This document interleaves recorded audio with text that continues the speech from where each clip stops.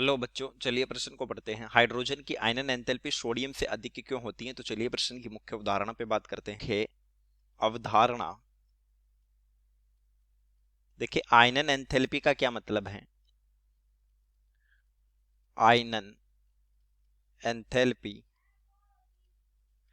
यानी आयनन energy, आयनन enthalpy एक ही बात है। तो देखिए, परमाणु के बाह्यतम कोश से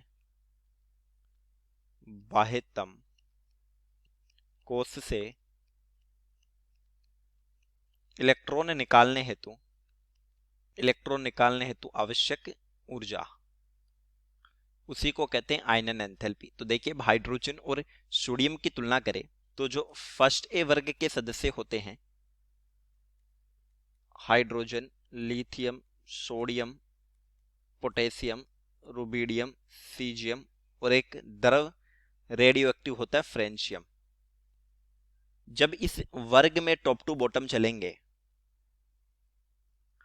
टॉप टू बॉटम चलने पर कोष की संख्या बढ़ती है,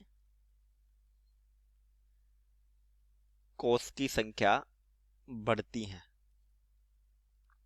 और कोष की संख्या बढ़ेगी तो परमाणविक त्रिज्या बढ़ेगी। परमाणविक त्रिज्या, और परमाणविक त्रिज्या का मतलब, बढ़ने का मतलब ये हुआ कि बाह्यतम कोश की नाभिक से दूरी बढ़ जाती है। बाह्यतम कोश से बाह्यतम कोश से नाभिक की दूरी बढ़ेगी। और जब नाभिक की दूरी बढ़ जाएगी तो देखिए, इलेक्ट्रॉन और नाभिक के बीच अट्रैक्शन होता है, आकर्षण होता है, तो आकर्षण घट जाएगा दूरी बढ़ने पर। अतः बाह्य इलेक्ट्रॉन पर नाभिक का आकर्षण घटेगा। अब इलेक्ट्रॉन पर आकर्षण घट गया तो इलेक्ट्रॉन निकालने के लिए कम ऊर्जा देनी पड़ेगी। अतः आयनन ऊर्जा का मान घटेगा। आयनन ऊर्जा का मान घटेगा तो टॉप टू बॉटम जाने पर इस वर्ग में हम कह सकते हैं कि आयनन एंथैल्पी घटेगी। यानी जो आयनन एंथैल्पी का यहां से क्रम आएगा,